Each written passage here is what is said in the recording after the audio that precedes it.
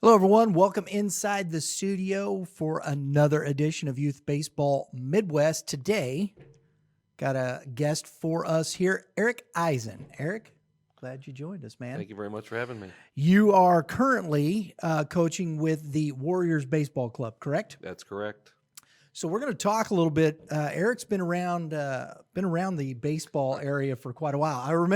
I know we were talking earlier before the show. I remember coaching against his St. Louis Rays team when I was with Drew Predators Baseball Express, and that's been a minute. That was about 7, 8, 10 years ago. That's why they all kind of go together these days for stories we were talking about. But yeah, that was back in the day compared to where we're at now. Exactly. So you've kind of seen it all come about, all the movement. And we were talking earlier. Did you start with the Southwest Stars Started in Slava? Slava, that's correct. Yeah. I helped when I got out of college. I helped my dad coach my brother's team, which was pretty much just a travel team, so to speak, as they are now. And then my first really gig on my own was with the Southwest Stars Slava. As we were talking about that's them and Legion are pretty much non-existent at this point anymore. But let me stop you right there real quick. What do you think? Why do you think those American Legion and Slava have kind of dissipated, for lack of a better way to put it?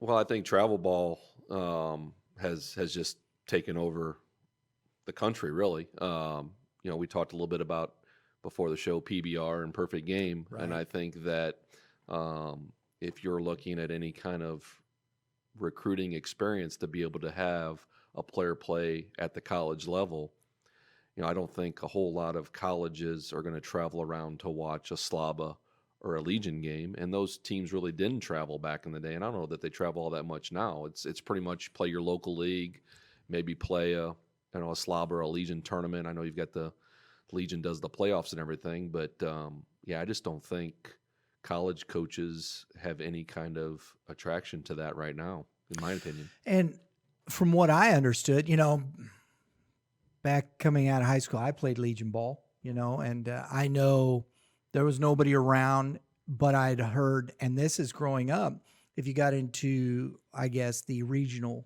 finals and those kind of places, you saw some scouts here and there, or the, as you said, the World Series, the national championship, right.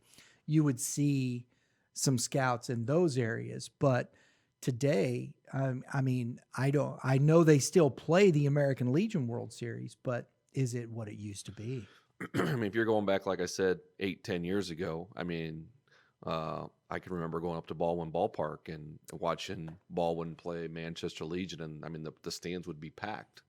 And I'll be honest with you, in the last 3-4 years, I don't even know if Ballwin or Manchester even has a Legion team anymore because I don't hear anything. Ballwin still does. Okay. I know that because that's where my nephew played. He played American Legion with Ballwin with Scott Van Slyke. I saw Scott Van Slyke play for Ballwin Legion.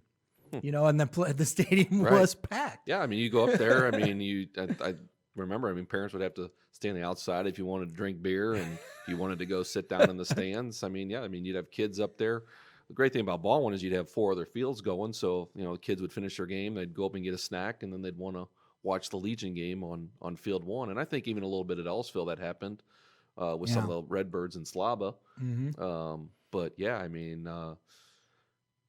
I just haven't heard much about either program recently. No, and I know a few of the guys that have still are running the ball, and they do still have a program. It's not what it used to be at all, and they don't even play at Ballwin anymore. They play at Ellisville.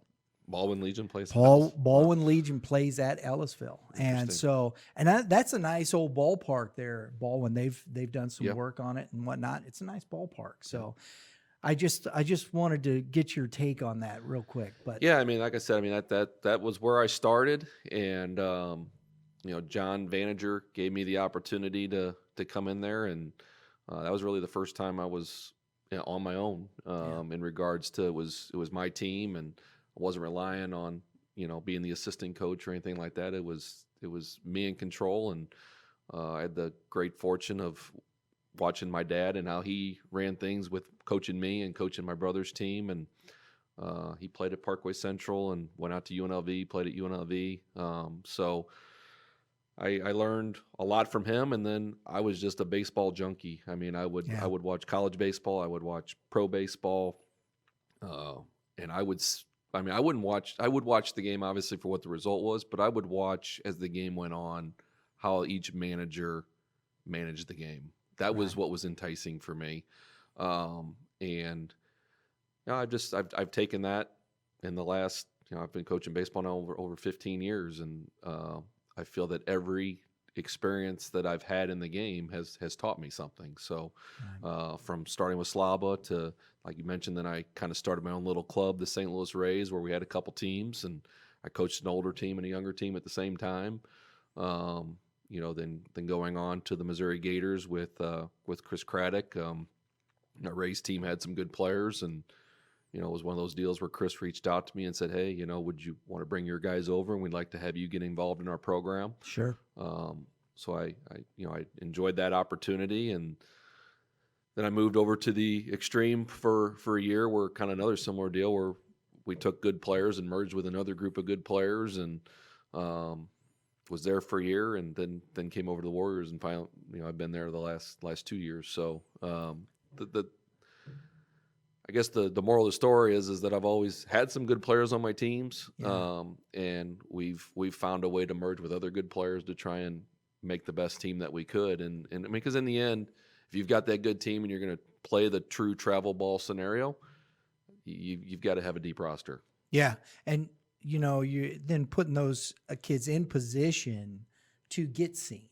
What school do they want to go to? Where's that recruiting opportunity? Where do you go for that, right? Yeah, I mean, that's a big part of it. I mean, when I started with the Gators, Joey Hawkins was the recruiting coordinator. Joey was then hired by the Cardinals, and now is actually a minor league manager in the Cardinals organization. Wow. And I've still remained in contact with Joey. I mean, working with Joey he played at Missouri State, just the knowledge in working with him. And then Seth Von Barron came in.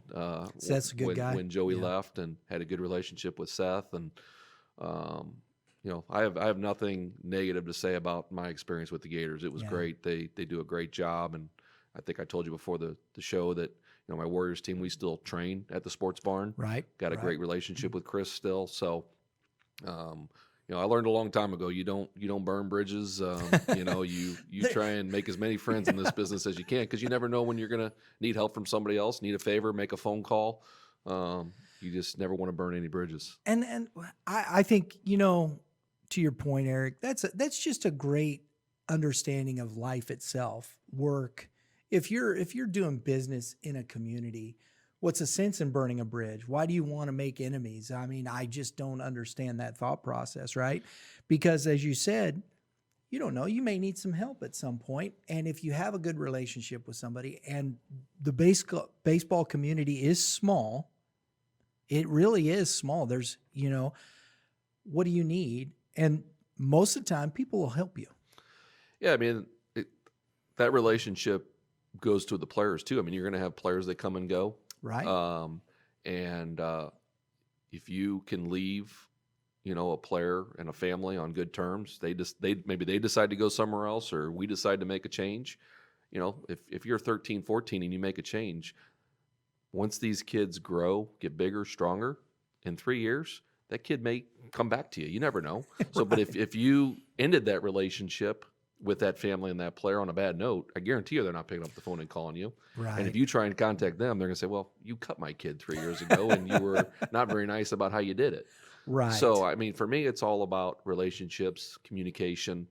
The other thing we talked about is these players it's what can you do for them, not only in baseball, but in life. Right. Because in reality, probably, well, the percentages are always really small. I mean, if you go and look how many actually make it to Major League Baseball, it's really, really small. But even college, they may be done after their high school senior year. They may not play baseball again. So do you have them prepared for life experiences? I don't try and be their best friend, but I do try and be their baseball coach, and also someone that if they need to talk to, I'm there for that.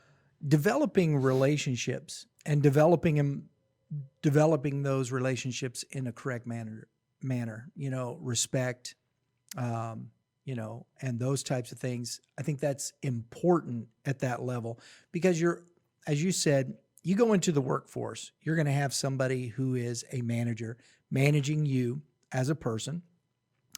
How do you develop that relationship? So I always thought it was an interesting scenario. And, that was something I always talked to Justin about. How are you developing that relationship with your head coach, with that manager of that ball club? What are you doing to foster that relationship communication wise? And I think those are interesting points, especially when the kids get into 15, 16, 17, because they are, if they are moving into that collegiate level to play ball, mom and dad aren't there to help them with that. They've got to learn how to develop that relationship on their own. Yes. Absolutely. I mean, everything you said there. I mean, I can't really.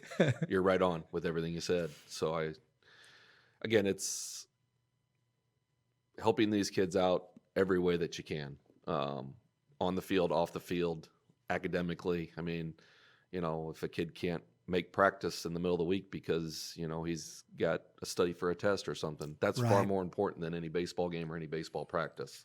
Because in the end, that's what their future is going to be. Sure. We know it's minuscule how many of these guys are actually going to, if anyone, at this age, at the age of currently coaching, is going to make it to the major leagues. It's very unlikely. Now, I'm going to ask you something here. Not trying to be controversial, but I like to get people's takes on this because it's a topic of discussion, and I don't think there's a right side or a wrong side. Personally, I just think I just like to hear people's opinions about these things. But as kids are growing up, 8, 9, 10, 11, 12, is it important to do multiple sports? Is it important to focus on one? Where's your take on that? I'm firm on they need to play multiple sports. You know, my experience lately has been with more 14U and up. Yeah. And I definitely think that those guys, there's time where they need to rest their arms, so to speak, if you're a pitcher, or even a field player for that matter. I think we got in our current roster, we got several guys that play basketball and football. Sure. And I support that 100%.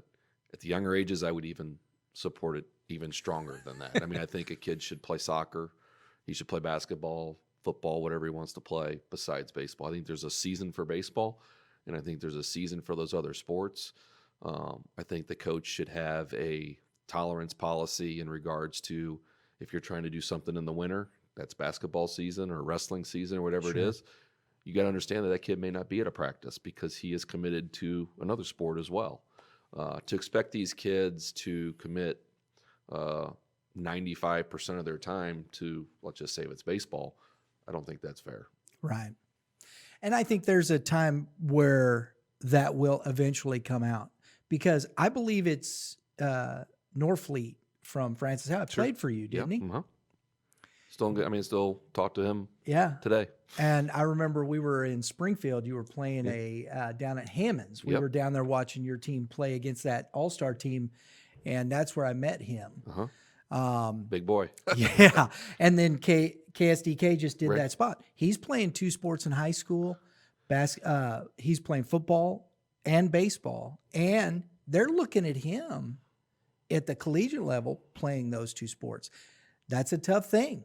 And I know it doesn't happen as much as people think it does, but he wants to try. And I think that was an interesting thought process. Yeah, I mean, he's one of the few that can do that. He's very highly ranked, I believe, as a tight end or a defensive end football-wise. And I mean, he's one of the top pitching prospects at his age in the country as well. But, and I'm sure you saw this on the piece, more than his baseball or football talent level, the kid's an unbelievable He's a good kid. Great attitude, always respectful, never had one issue with that as a player. And like I said, I still talk to the family today and try and, catch Brett whenever I can. But seeing his success that's what this is all about for me is, seeing players that you've worked with getting to experience something Yeah. like that. I mean, to have KSDK come and do a piece on him, and that'd be pretty cool. And the way he handled himself was It really, really was, wasn't it? nice. Yeah. Yes. That's you don't see a lot of young men like that being able. I mean, he handled himself very well. Very well-spoken kid. Just I enjoyed it. I was like, good for him. And I think that's great. And I think that's the things that we're talking about here. How are we developing our youth for more than just the sport? Because what comes along with sports, if you get into that level, there's so much happening at the collegiate level, pro level. How do you deal with that? Because everything gets thrown into it as we're dealing with the COVID issues and Right. things of that nature. I've been asking programs, and this I'll kind of ask you, how have you guys dealt with that? When that happened this year, what's that been like for you as far as your program? Well, we got through all of our winter workouts this past year, and then the last weekend before high school tryouts started, we did a little deal out in Columbia, and I guess it was probably just really starting then, Mm-hmm. the getting out the word about COVID. And then I actually went to Columbia the first weekend and watched a little jamboree, I guess, kind of 4 or 5 different programs scrimmaging each other. And at that point, it was getting pretty loud that things were going to be shut down. And then that Monday, Boom. they shut down everything. And then obviously the high school season was canceled. But as soon as St. Charles said, you guys can do stuff, we just started putting out invites. And this was multiple programs. This just wasn't the Warriors. I reached out to Norfleet and some kids on the prospects and gamers and St. Louis Force and said, hey, we're just going to go up to Ozzy's. If you guys want to come up, we're going to swing. We're going to play a little catch, just kind of keep our distance. And we just went up there a couple times a week just so these guys could get their reps and stay in shape, because you never knew. At that point, we really didn't really know how serious this was ultimately going to be. Right. So everything we were hearing, there was going to be a summer season. And I want to make sure that those guys were ready to play if their season was going to happen, which it ultimately ended up happening. Right. We had a couple practices, I guess, middle to end of May, and then we started Memorial Day weekend and played every weekend through the end of July. Didn't have one situation where at a tournament where, to my knowledge, that anybody got sick or was infected. We never had any kind of, you need to shut it down. That's awesome. Baseball's tough. I mean, it's not like you can sanitize the balls every time somebody touches it or the bat or whatever. We tried to keep our distance, and we didn't do any of the sunflower seeds or any of that stuff. And, That's there you go. Yeah. That's an interesting thought. Yeah. We didn't, knock on wood. I mean, thankfully, we didn't have any issues. And did you have any of the kids dealing with that, with some anxiety or anything of that nature about that?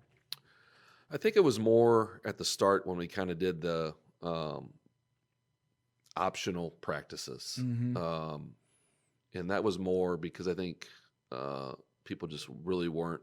Certain parts of St. Louis were open. Obviously, St. Charles was. Sure. The county was on lockdown. But as we got into May with just our Warriors group, I didn't have any kickback from very good any of our parents or players. Very not one. I mean, but I will say this: we were supposed. I'm sorry to cut you off. No. We were supposed to go to Florida when that big outbreak was going on, and we made a decision to just stay local in St. Louis and not go down to Florida. That was really the only change we made. But the tournament went on, and they had a good turnout. I think 30-something teams, but we did decide kind of last second. Yeah. When Orlando area was having the big breakout, not to travel down there. I'm gonna get you out of here on this, man. So you got winter coming, workout. What's the future look like for you guys, your club there? So we will. We just wrapped up our fall season. We played I guess a 4 or 5 week fall season. We merged with the group that's a year older than us. There's a good what'll be 17U Warriors team. That's coached by Drew Sims.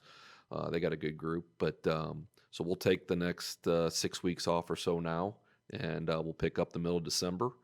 We'll be at the sports barn on Saturdays, getting our training in there. So one thing we didn't really talk about, we kind of a unique situation where half of my roster is St. Louis area and half of my roster is Columbia, as we merged together last year. So the Columbia guys will get together during the week and get their bullpens and their hitting sessions in during the week there. And then Coach Robertson and myself will meet here with the St. Louis guys, get our work in there. And then we come together as a team every Saturday at the sports barn. So we'll do that until high school season will get going. Hopefully that all happens as planned. Yeah. We lose those guys, for 2 months or so. They go with their high school teams, and then middle of May we'll get back together. Funny enough, I just actually started finalizing our schedule for next summer already. Everything's coming out with PBR, perfect game, all that stuff.